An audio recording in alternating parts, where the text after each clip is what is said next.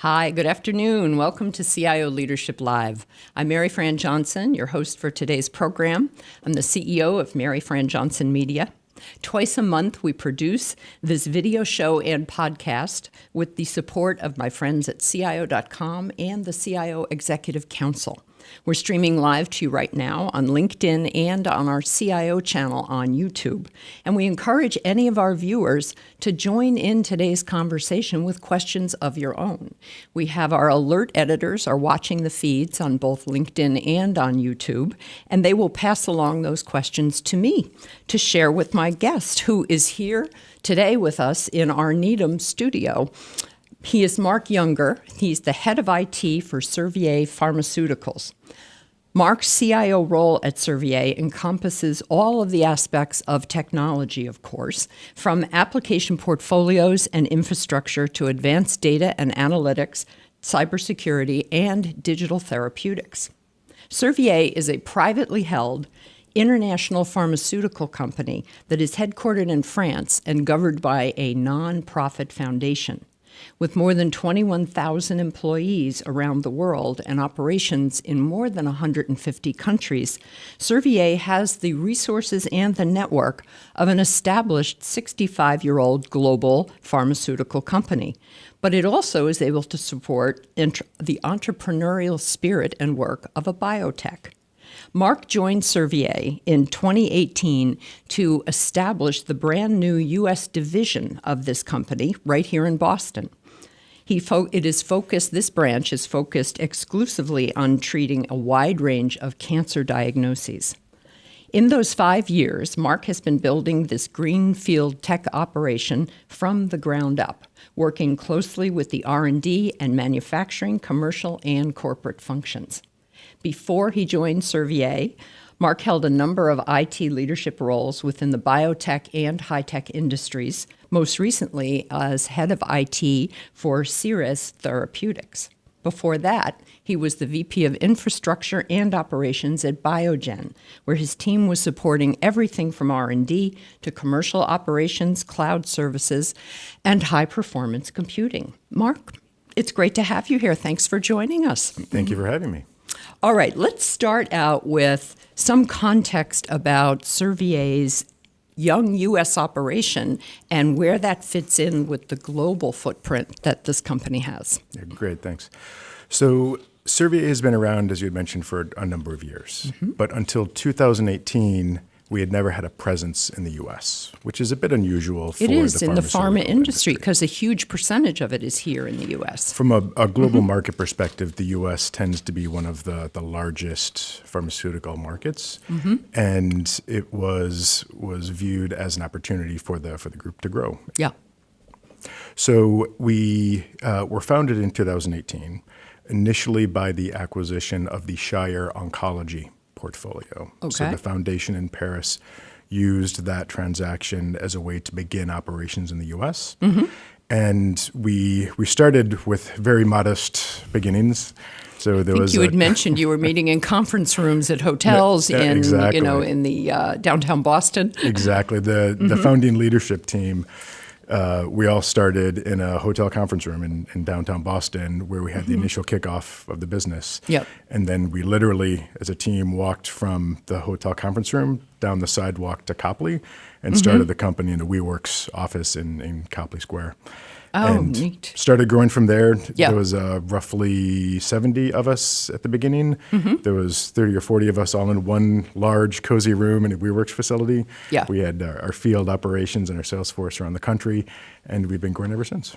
That's pretty neat. Had you been able to do this kind of greenfield build it from the ground up operation anywhere else, or was this your first experience with it in your career? Yeah, that was the first time I've grown something from a blank sheet of paper. So that was one of the attractive aspects of the opportunity of being able to start from the beginning and be able to watch, much like gardening, watch what you grow over time. Yes. And care and feed for it and see it blossom after the years. Yes. Well, it's going to be fun talking about it because I'm sure that the issues that you face as the head of IT have changed in adapted and morphed over time as well. For sure. Okay.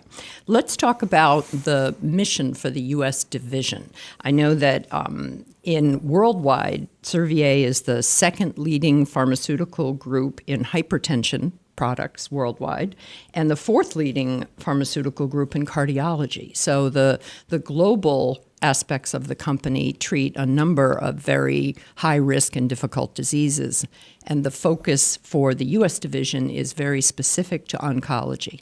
Absolutely. So our therapeutic focus right now is exclusively on oncology in the U.S.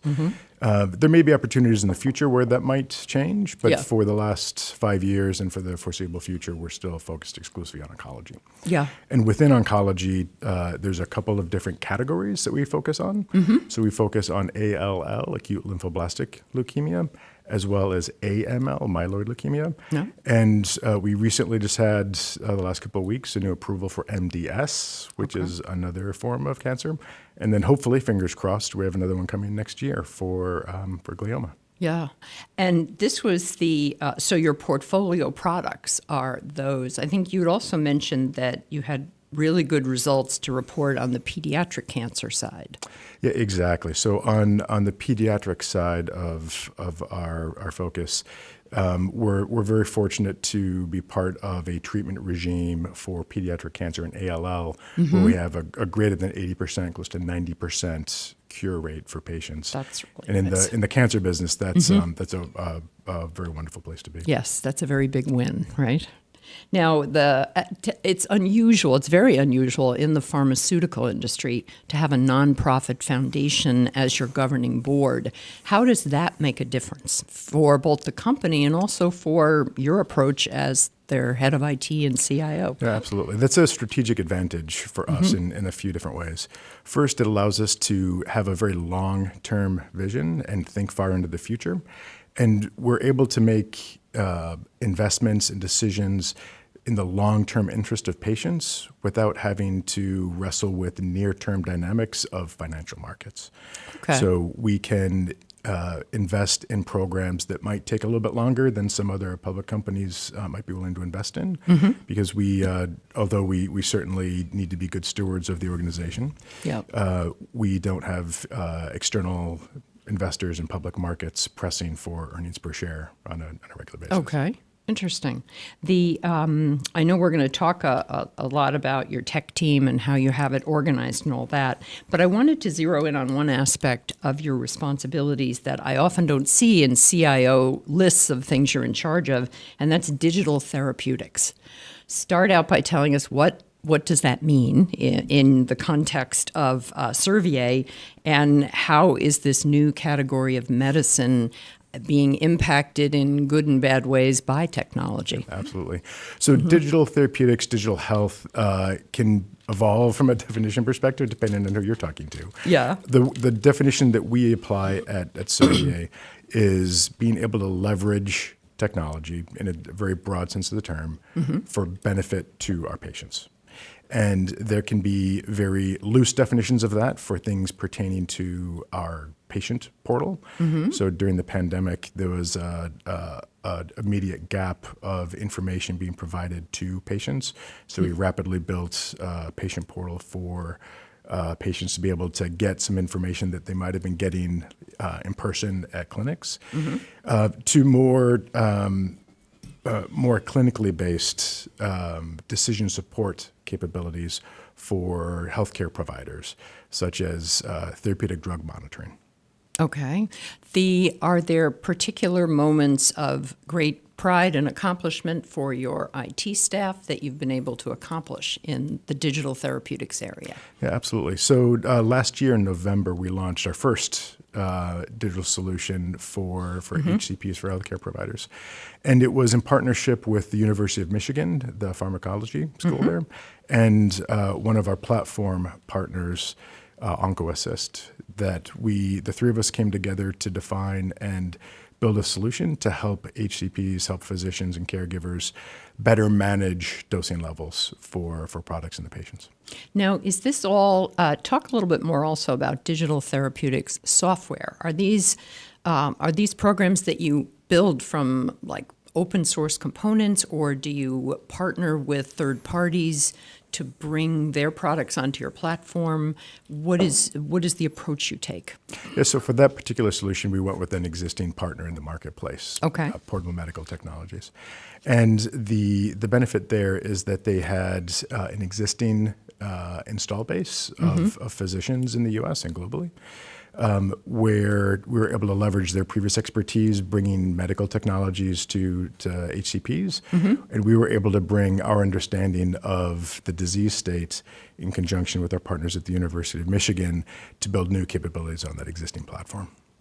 Okay. Let's talk about, I often ask CIOs about the digital business models and how those have matured since the U.S. division is essentially a kindergartner, I guess 5 years old, right? Certainly in relative terms. Yeah. Did you start out with everything in the cloud and we'll just buy off the shelf? Tell us about how you approached that, and whether I guess I'm going into this thinking that your entire business model is probably digitally enabled because you did start from that lovely verdant field of exactly. no legacy to worry about. Yeah, absolutely. So in the early days, it was 95+% cloud. The small percentage that was not in the cloud was really just networking infrastructure in order to get to the cloud. But all of our services were cloud-based. Over the course of time, and that was when we first started, we only had the D side of R&D through commercial. Although we had some individual researchers, it was really more office-based research. As part of the acquisition of Agios Pharmaceuticals, we stood up a new wet lab capability. Okay. And the reason that's important from an architectural perspective is that some of the research instruments that we're putting in place for the researchers are protocol and latency sensitive. So that necessitated putting some new capabilities physically on-prem in close proximity to the scientists and the devices to manage some of those sensitivities. Interesting. As I'm listening to you, I'm thinking you sound almost more like a chief research officer than a chief information officer. Do you find, has this role been just much more scientifically focused in terms of, do you end up feeling like a chief science officer rather than a CIO? One of the things I love about the role in biotech in general is the ability to wear different hats in different situations. So in working with my R&D colleagues, I put on my research hat. Yes. When working with my patient office colleagues, I put on my patient hat. And depending on who you're working with, you have an opportunity to learn more about the problems that they're trying to solve and bring your experiences both within their particular functional areas as well as other functional areas to learn more about the business and help solve their problems. Okay. Well, and you're not a stranger to life sciences. You have been in pharma and life sciences and high tech for pretty much your whole career. But this particular role is different, isn't it? It is. It's been a good experience from both being able to start from scratch, as well as have the ability to go into a wide variety of different areas, including some of the digital therapeutic areas that are somewhat novel for the industry at this point. Yeah. Now, are digital therapeutics also spreading through the global operation of Servier? Absolutely. So my colleagues based out of Paris have certainly been exploring those areas as well. There's areas where we closely partner, and it's always good to be able to learn from each other and leverage the discoveries and the developments in our various affiliates around the world. Okay. All right. Fair enough. I had asked you about areas that you're particularly proud of that the IT operation has accomplished, and you mentioned direct patient engagement. How has that developed over time, and what are your next goals for it? Absolutely. So our patient office has what they refer to as our patient expert council. And that is, so using an IT term, it's your user group, it's your focus group for developing programs for patients. So we have actual patients of ours that get together on a regular basis, and we have conversations around where their unmet needs are and try to explore where we can help.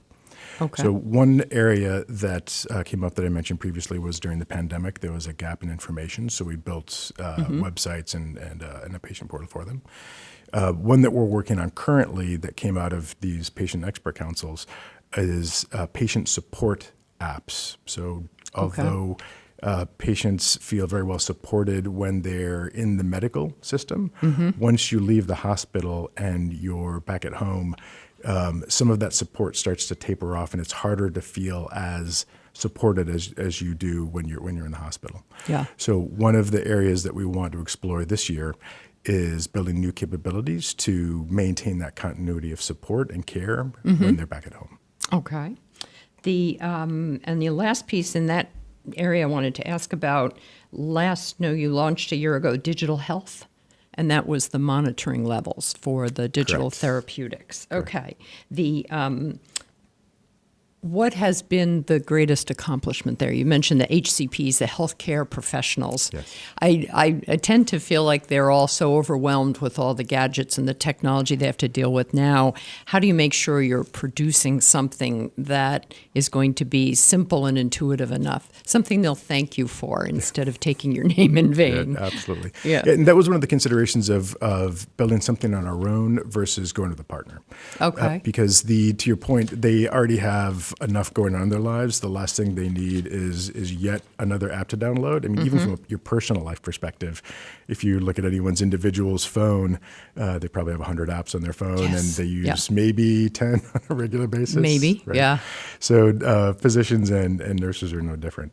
And not to mention the fact they've got EMRs, electronic medical record systems to deal with, and they've got defined workflows. So we chose to go with an existing platform that already had adoption and acceptance from So the it had healthcare familiarity. community. Correct. Which is so nice, isn't Correct. it? Yeah. And that gave both us and the healthcare providers an opportunity to get more of those capabilities in one place. Okay, good. Is that the work that you did where you partnered? You'd mentioned the University of Michigan Correct. Pharmacology Group. Okay. Let's talk about some of the common problems that your CIO peers in biotech and pharma and healthcare are tackling today, the kind of things when you look more broadly across the industry. Are there areas where you feel like Servier is ahead of the pack? Maybe it's in digital therapeutics. I'm just wondering, when you talk with other healthcare CIOs, what are some of the common problems they're trying to solve? Yeah, absolutely. So when you look across pharmaceutical companies, a lot of the problems are indeed very similar. They just show up in different flavors in different ways. The area that I think we have a bit of a special sauce in is around caring for patients. Our patient office is a wonderful group of people that are very mission driven, and you can feel the passion in their day-to-day actions. And then the partnership that IT and our patient office have in bringing solutions to our patients is really what sets us apart.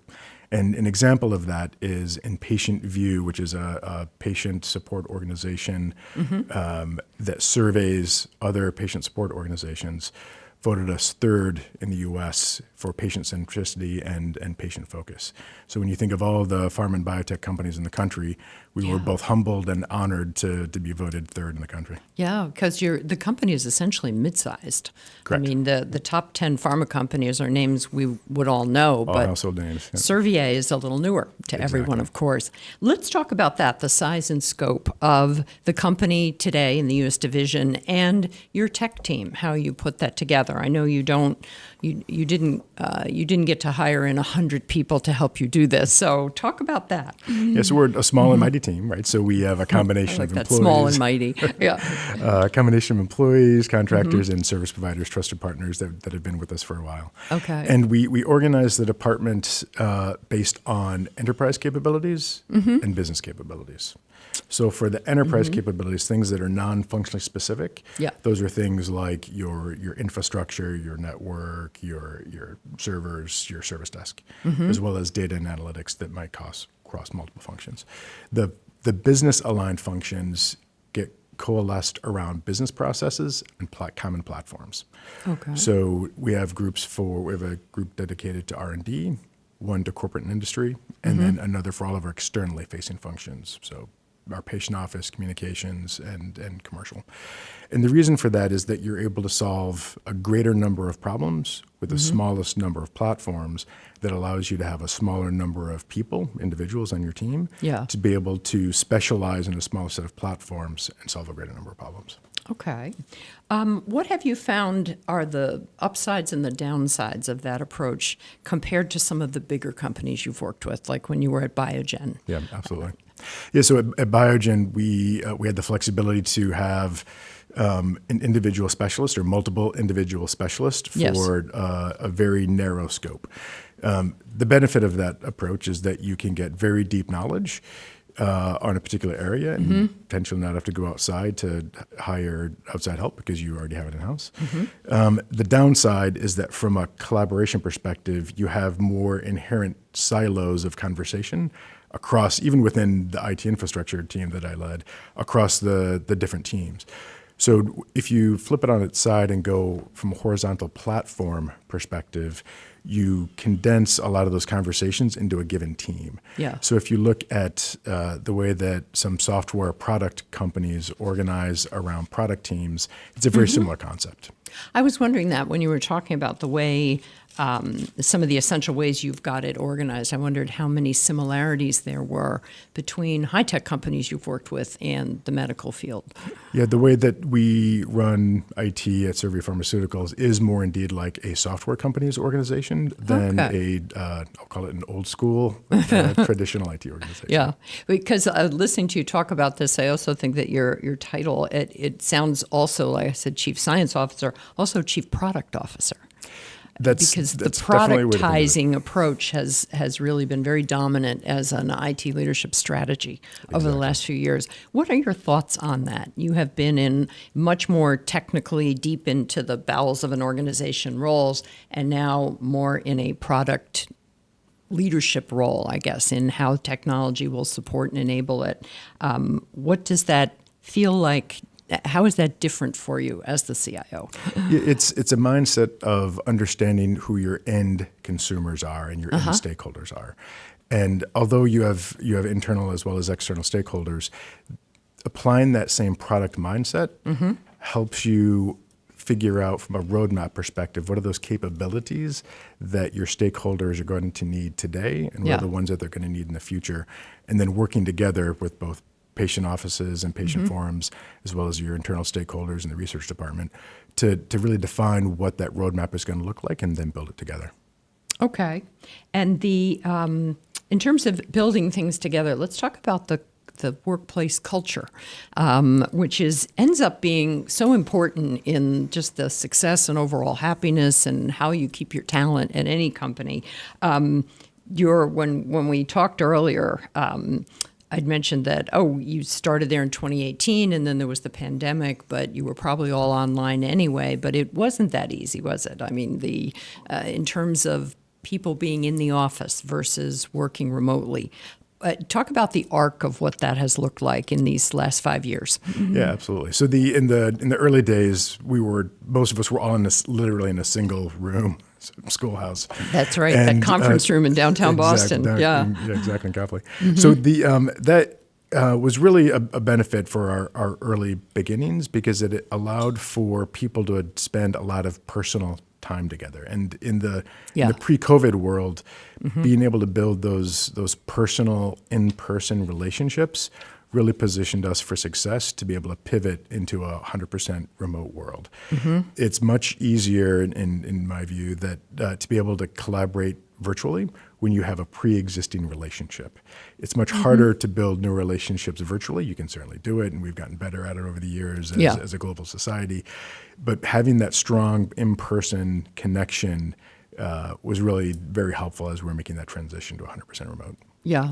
Well, and you say 100% remote, but you still have there's flexibility where a few days of the week people are in the office. And you're in the Boston Seaport area. Correct. So post-COVID, or at least post-lockdown. Whatever this is now, our new normal. Yeah. We're in a hybrid mode now. So we are 2 to 3 days on, 2 to 3 days off as a general policy.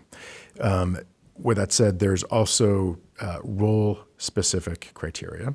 So for our researchers, for example, you can't really do gene sequencing in your kitchen. So those roles need to be done in the labs. So they're in 5 days a week. Also, some IT roles are also in the office 5 days a week. Conversely, our sales reps are remote. Nobody 100% sees of the time. them. Exactly. Nobody knows where they are. You only see them once a year at the national sales meeting. Exactly, where they come to collect their bonuses. Yes, exactly. So then for our mainstream Boston-based organization is 2 to 3 days on, 2 to 3 days off. Okay. For IT, what we've tried to do is set at least 1 day a week. So Thursdays are our 1 day a week where everyone is in the office, so we can still capitalize on some of that proximity. Yes. And literally having lunch together and being together for side conversations. And then the rest of the week is more flexible, so based on personal preference and schedules. Well, as you and I are experiencing right now, it's so different when you can actually just sit at a table and look at somebody, look them in the eye. It's a whole different energy.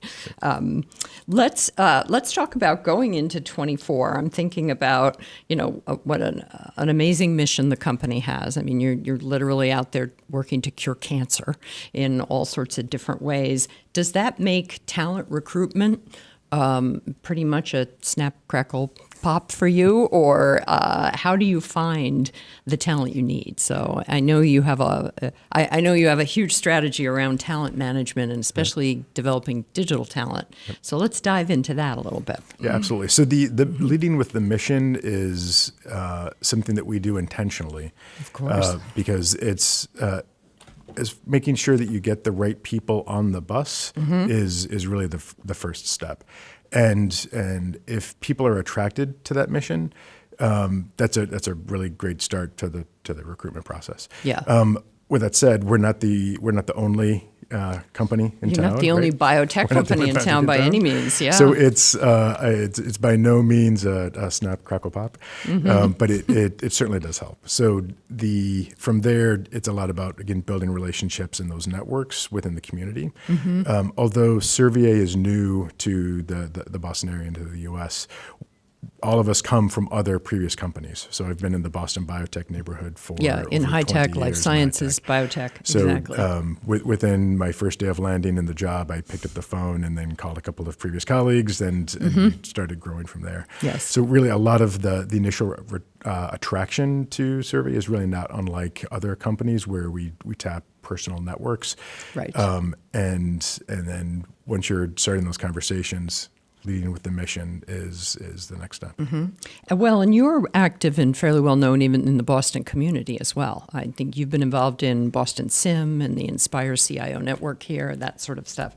I wanted to ask you more about one of the approaches that you've been interviewed about taking a talent lifecycle management approach. That sounds very sciencey and that sounds very technical. What are you really talking about when you talk about talent lifecycle management? Yeah, absolutely. So if you think of like a software development lifecycle, there's phases of a relationship. Which not all of us start our day thinking about, but fair enough. Yeah. That there's, much like software development, there's phases to that development, much like there's phases to a relationship between an individual and an organization. Okay. And the first step that we start with is really understanding what the current and future needs are of the team and the organization. All right. And then taking one of two paths. Either grow that capability internally with your existing team or hire it from the outside. And we try to do a combination of both. I have a preference for growing from within, but when needs arise, you sometimes have to go to the outside to hire individuals.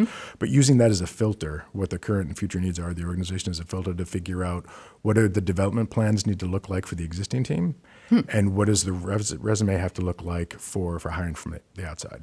Interesting. So once you cover that base, and you have your existing team, figuring out what they want to do with their careers and their individual aspirations is really the next step. And the magic happens when you're able to get close alignment between what the organization needs in the future and where the individual wants to go. Because when you can merge those two together, you get not only solving of business needs, but also personal passion and interest in going on that journey together. Okay. Well, and you had mentioned that and talked about the long-term vision. How do you explain that to either software engineers, data engineers already working with you, or perhaps new recruits that are coming in, how do you explain the long-term vision and then fine-tune how they're going to fit in? Absolutely, yeah. So we do this on a regular basis, actually. So my team, if you surveyed them, I tend to be a broken record right around this time of year. So we are on a October to September annual fiscal cycle. Okay. So this time of year, we're finalizing our goals for this next fiscal year. And I always come back to the same slide deck year after year that starts with a cascading set of vision, mission, and goals. Okay. Where we start with the mission of the organization and then deconstruct that into IT department goals and missions, and we deconstruct that further into individual goals for the year. Oh, all right. So that everyone has a direct laddering up of your goals for the quarter and the year back to what the vision of the company is. Okay, and the long-term vision for the U.S. division of Servier to continue growing? I mean, the company is about 500 people here now. Your IT staff is around 30 with both outside contractors and internal. How are you, when you think about it 3 to 5 years from now, how big are you going to get? Well, our mission and vision isn't really driven by necessarily a growth number. Right. It's really driven by meeting patients' needs to the best we can. Okay. And if we're successful in doing that, the more patients that we care for, the bigger we'll become because we're more successful at taking care of our patients. With that said, okay. there's two elements to that future growth trajectory. They'll be both organic, so growing from within and discovering new products and moving them along the pipeline, and also inorganic growth whenever there's a interesting business development opportunity. Okay, fair enough. And I had mentioned this a little earlier, and I want to circle back to it about how your role has changed, morphed, expanded as you went from that greenfield startup biotech launch to now, to sounding more like a chief science officer than a CIO. Yep. What did you bring into the role? What are the parts that have really grown for you? Yeah, absolutely. So in the early days, is really setting up very basic capabilities. I can remember on our first day going into WeWorks and sitting next to our head of finance and saying, "Hey, I need to buy 100 laptops. How do you want me to do it?" Yeah. Am I putting that on my charge card? And he turns to me and hands me a corporate card. He does hand you a corporate card. Just give me the receipt when you're done. So obviously I couldn't put $100,000 on a corporate card, but I did it in batches. But that was an example of really writing just foundational processes around purchasing, around inventory management, like literally screwing in light bulbs to get the show started. Oh, you didn't have to adopt what the global company was doing based in France. There was it depends on the service, right? So there was an existing Office 365 environment, for example, that we adopted, and I'm very grateful for that being in existence before I showed up. Yes, because that was just one thing that I didn't have to. You didn't have to decide, and everybody didn't have to learn a new system. Exactly. Yeah. But the foundation was very intentional about maintaining an autonomy for the U.S. to be able to grow in a way that was conducive to the U.S. market. So we've been provided a fair amount of flexibility in terms of defining what those processes look like. Okay. Now that we've been established, I think there's a really good, growing, close partnership between really all affiliates, including ourselves, and I think that's really a source of strength for us. Okay. You had mentioned that as one of the things I'd asked you about what had changed over time, and you'd mentioned that the foundational knowledge about digital therapeutics, which it's been growing right along with you, of course, but that you take a Shark Tank business case development approach when you're considering new ideas. Describe that. I know everybody knows what Shark Tank is, but I think it differs by how you do it in each industry. And is this something that you do with your IT staff alone, or do you have your business and research colleagues involved as well? Yeah, absolutely. And funny we're talking about that because there's one happening today in about a half an hour. So to start with your last question first, so we do partner closely with whatever functional area the particular solution is intended to solve for. Okay. So the one today, as a matter of fact, is for the patient app that I mentioned a few minutes ago. So colleagues from our patient office and IT will be presenting later today to a committee that is the product portfolio committee for the product that we're hoping to launch next year. So there's a panel of roughly 9 individuals, so it's slightly larger than the show Shark Tank panel. And you have to show up with what's the problem that you're trying to solve, why is the solution that you're proposing going to solve it, why are we the ones to solve it versus someone else in the market, and then going into capabilities and costs to then get to the end to finally make a decision on whether or not we should proceed. Yeah. Did you have to bring in any kind of special training to get your IT staff up to doing that sort of thing? How do you develop that kind of capability? Because you're not large enough in the IT area to have like a digital university or a business university where you teach everyone that. Yeah, absolutely. So we take somewhat of a learn on the job and learn through doing approach. Okay. So it's a safe space to be able to fail and learn through that process. To and iterate on what worked the first time and then evolve for the next time. So the business cases that we came up with back in 2019 were not nearly as robust as the ones that we're coming up with now. Well, yeah, and the polish on the decks, the messaging, how we approach our stakeholders and our internal investors, so to speak, has matured over the years. And it's been through practice and error. Okay. What are the talent areas that you have your greatest needs in? And then I want to drill down and talk about what you do in advanced data analytics. I believe it's a federal requirement now that we talk about GenAI. So we'll have to bring that up and address that. But you mentioned you have enterprise capabilities and then you have business focus. So I'm interested in how you divvy up your talent in that area. I keep asking you multiple questions. It's not fair. So first question is about the talent itself. Where are you constantly always seeking more and better talent in? Yeah, absolutely. So if I may make a shameless plug, we're currently hiring right now. That's a very good reason to be on a show like this, where you can talk about why, what is it, even insurance company CIOs come on here and say, we are a magnet for tech talent. Yeah, there you go. And fair enough. So go ahead with your plug. Why should we come? I'm a brilliant software engineer. Why am I interested in coming to work at Servier? Absolutely. So so we're looking for things pertaining to Salesforce platform and Viva platform expertise on the engineering side. And one of the selling points for that role is that's one of the roles that's actually working on a lot of these patient solutions. So that makes sense, there's an opportunity to be in those patient expert council conversations.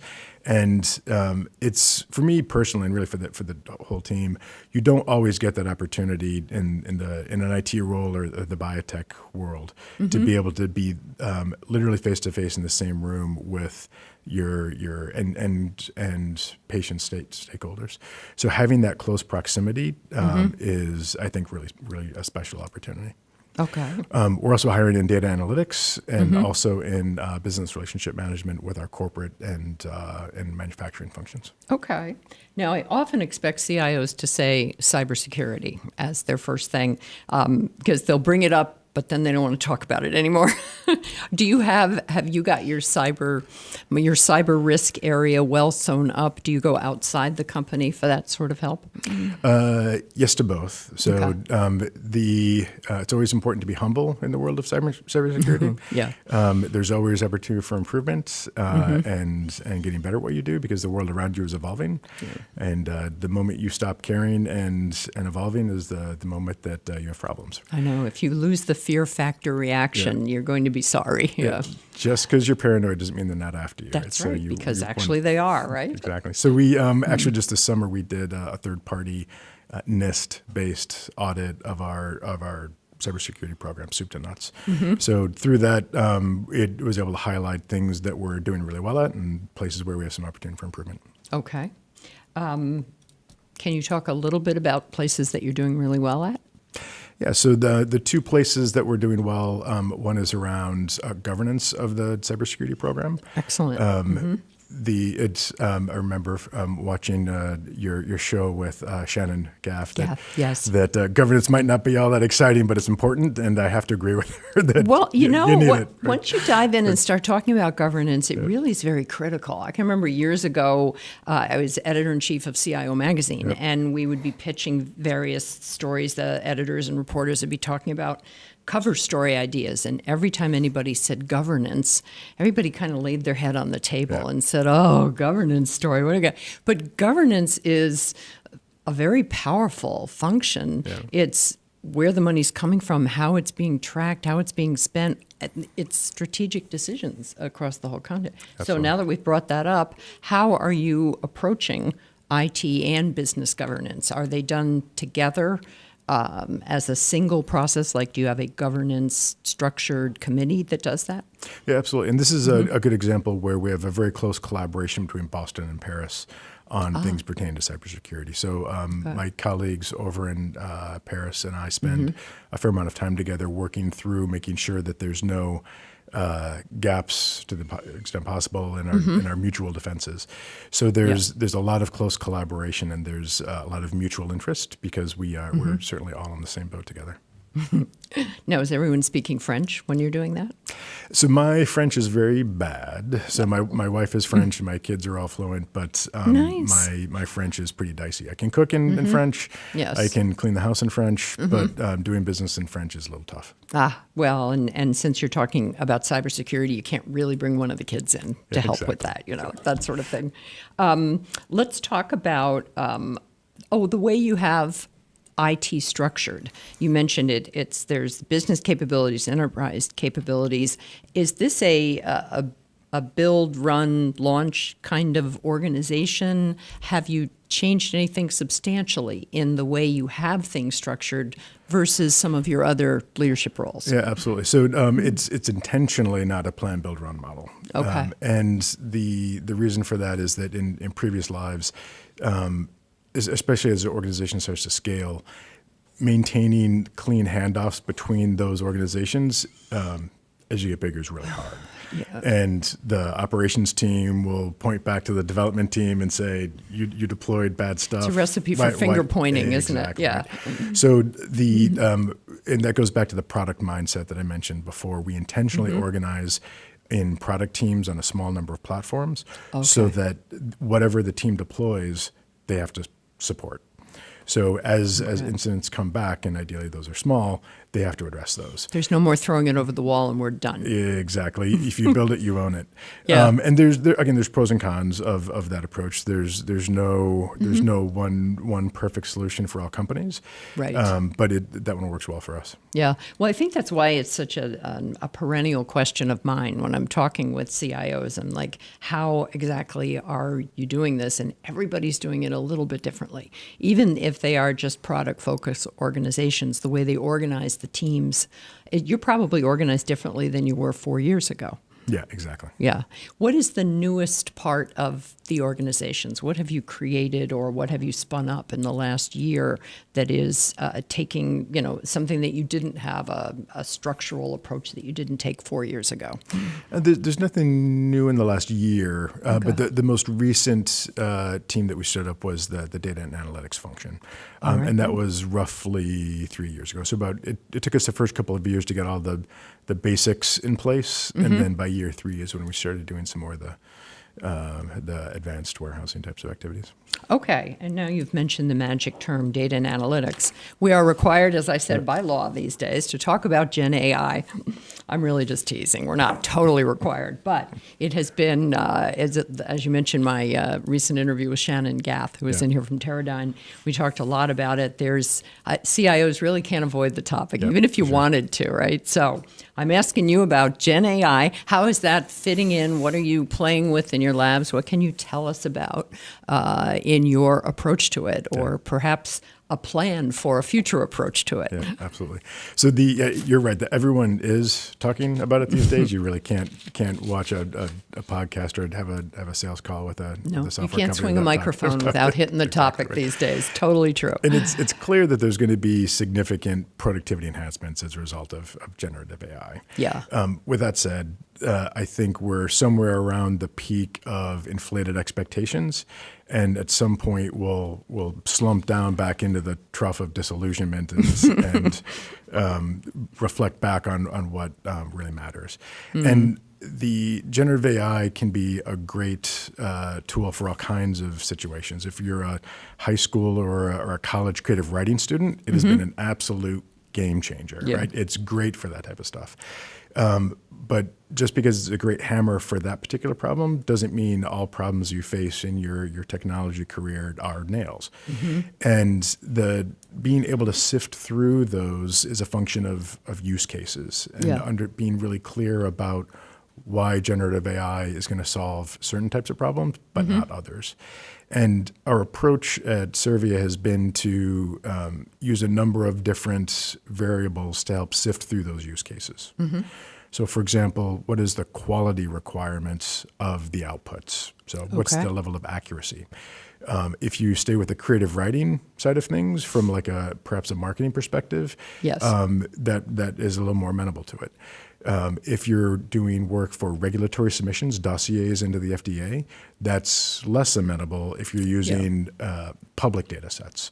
Yes. And we can... Shannon was making that point too, that you just don't want any of your proprietary data to get into a public chat GPT. Exactly. We can dig into public versus private libraries and the benefits there. But that's variable number one that we use is things pertaining to quality and accuracy. Second is around data privacy and intellectual property. So to avoid situations that Samsung had earlier this year where their software developers were using ChatGPT for code checks, which it's great at. But they inadvertently or unknowingly posted a lot of proprietary Samsung code out into the world, which prompted the company to shut everything down. That's right. We also use speed of realizing value on that use case, and we can discuss approaches to how to go fast versus how to go slow. We look at existing ecosystem, our existing technology ecosystem as a variable, and then finally cost. Because you can maximize those previous variables depending on how much you want to pay for. Yes, well, and speaking of how much you'd want to pay for it, what are the conversations like that you're having or hearing from your tech vendor community, supplier people? I think right now, as is often, you mentioned the peak of disillusionment. I think there's the peak of incredible hopefulness rampant in the tech vendor community in general. There's very few of them that have a marketable product yet, but the ones that do. So that's where a lot of the noise comes from, of course. What are your vendor management approaches to an area like this, to GenAI? I can honestly say I can't think of a single vendor that does not have some form of AI plugged into their platform. Of course, but many of them also have AI already built in for many years, don't they? I mean, we're singling out GenAI as some kind of special case because it's just virally interesting to business and the regular public these days. My heart goes out to software vendors because they're just required to show up with that. Sure, they are. And put into the marketing materials.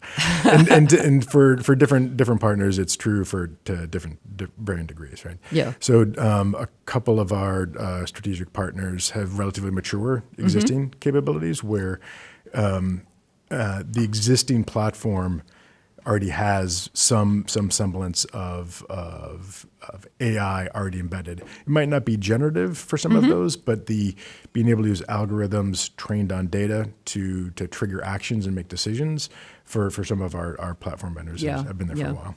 Well, it's funny because now we're talking about these days we tend to differentiate between regular run-of-the-mill AI and then generative AI. And it really hasn't been that long that even run-of-the-mill AI has been part of products. Yeah, for sure. Although I can remember this being a big emerging, whenever I'd ask an emerging tech question. We'd start hearing about augmented reality and that sort of thing. But you had mentioned when we talked previously, there's a very big buzz about machine learning and AI in the drug discovery process. Yeah. How does that apply at Servier and the work you're doing, and what are some of the big picture the progress areas and the concerns? Yeah, so the basic concept for the problem that we're trying to solve is you have a large library of compounds, and you have a number of targets that you want to see whether or not those compounds work or have an effect. Yeah. And at some point, you need to literally do the physical science to ensure that that works, but you can accelerate that process and reduce the number of variables you have to test for in the lab based on programmatically figuring out what the highest probability of matches are. Okay. So that's been a promise of drug discovery for many years. And I know. I think everybody's familiar with that. 10 years, 1 billion, and 10,000 people. 10,000 ideas just to get one incredibly great drug. Yeah, exactly. And that's there's a painfully high failure rate from the 10,000 great ideas to one actually getting to patients over the course of 10 years. So anywhere that we can accelerate that process, there's an opportunity. And within machine learning, I won't necessarily call it, certainly not GenAI or AI, but machine learning has been a solution that's been brought to drug discovery for a number of years. Right. But to not oversimplify it, it's still really hard. And the amount of success in that approach has been limited. There's been some relatively high profile partnerships that got spun up and then stopped due to a lack of progress. We science are getting better at it in recent years, but it's going to still take a while before all problems are solved with machine learning. Okay. Do you have a specific setup to explore innovative ideas, to play around with GenAI and machine learning at the advanced edges right now inside of the company, or is that something that kind of everybody is tasked with keeping an eye on that horizon? Yeah, so so OpenAI really triggered mass interest in generative AI. Yeah. So since November of last year, everybody in the company has been exploring new opportunities. The way that we channel a lot of that interest is through our IT business partners. And as we're having regular conversations with our stakeholders in various functions, generative AI always comes up. Yeah. And what we've done is a number of small-scale experiments just to test out the hypothesis, see if it works, and then learn from those in terms of where we want to make future investments. So two sort of examples of that. One is on the patient side. We have a patient portal and a patient services organization that patients and caregivers can call into, and it's open Monday through Friday during normal business hours. And the idea on the table was, is there some way to provide better interaction and support for patients outside of that when our support team is sleeping? Chatbots have been around forever, right? That's not novel. But was there an opportunity to be able to improve that experience and provide better answers to patients via chat? And we went relatively deep on this case, where we explored building a custom solution for internal libraries. And the reason for that was when you're dealing with anything pertaining to healthcare and your patients, there's no option to be wrong or only slightly right. It has to be 100% correct. Right. So we didn't want just an open source ChatGPT giving our patients guidance that was not curated by us. Yikes. Yeah. So as we started unpacking what it would take in order to build that capability, what we realized was the price point in today's world just didn't make sense. The capabilities there, it's doable, but we just simply didn't have the scale of transactions for what it would cost to put that solution in place today. If you're a significantly larger organizations with thousands or tens of thousands of transactions on a regular basis, the lines cross from a value proposition perspective. Okay. So for us, you would just hire a couple of more reps for your patient office. So what we learned from that was And that's a lot cheaper than spending absolutely. boku bucks. Which seems a little counterintuitive to hire more people versus use technology. But for custom-built generative AI solutions, at least in today's landscape, that's a true statement. But our two takeaways from that was really twofold. One is the custom route in today's world wasn't cost-effective.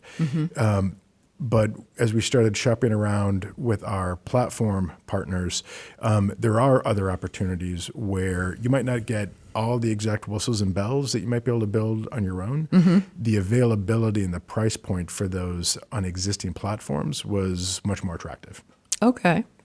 Well, I'd imagine with all the pitches you're getting for Gen AI involved products now from your very valuable vendor community, it must make I was thinking your BS meter must go off more often. The alarm bells are sounding. Right. We're certainly getting better at asking the harder questions early just to understand, is it marketing? Is it real? Yeah. And what can you actually do? What's an example of a harder question to ask? So we start off with how much of this is built, right? So because for some of the pitches that we've been getting, they've been offers of co-development of solutions, which we are interesting. We can certainly we certainly do entertain those conversations. Sure. But having something to start with is, for what we're looking for, much better for where we're at as a company. Because typically they'll start falling off into haven't started, have something, but we want to extend it with you, to something that's relatively mature and you can just buy off the shelf. But the mature and buy off the shelf on the generative AI side of the continuum is relatively limited at this point. The proof of concept, playing around with it in labs has gotten a little loosey-goosey. It's gotten very loosey and goosey. I was thinking, it reminds me of that old punchline joke about it'll be so great when it gets here. Right, exactly. And right now you could probably put a whole lot of the Gen AI stuff in it. But as you say, it's not something you can ignore if you're in an IT leadership position these days. Final question I have as we wrap up. Tell me what you have learned about your leadership style in these last 5 years in this greenfield build-up company in a very high-tech biotech area. Yeah. What have you learned about your leadership style? What has changed? Yeah, absolutely. So there's two leadership styles, philosophies that I've tended to employ over the years. One is situational leadership, the good old-fashioned Ken Blanchard approach, and greenfield with servant-based leadership. And I think that the two of those together work really well. And it's also very conducive to our organizational culture. The spirit of servitude and being there to take care of others is amenable to our mission, and I think it really puts actions behind what we say in words. Okay. So how's that evolved over the years? It's being a good leader is a journey. It's not a destination. So with every passing day and week, I sincerely strive to be better. Hopefully, my team will say I'm better today than I was 5 years ago.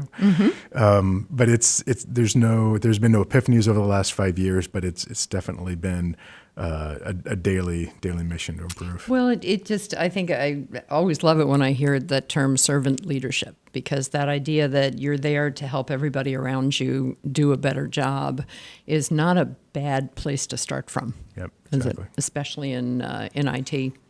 Thank you so much. It was wonderful having you here today for this conversation. Thank you for having me.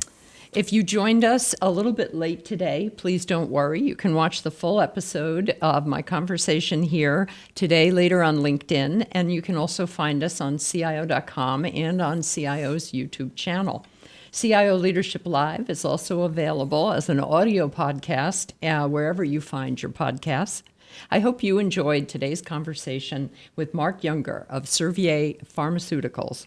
We'll be back again in 3 weeks on Wednesday, November 29th at a slightly different time, a little earlier in the day at 10 a.m. Eastern, when I'm going to be on here with Juan Perez, who is the CIO of Salesforce.com. Thanks so much for joining us today, and do take a moment to subscribe to CIO's YouTube channel, where you can find the entire library of more than 100 similarly interesting and in-depth interviews with IT leaders. Wishing you and your loved ones a very wonderful and relaxing Thanksgiving holiday, and we'll see you here next time.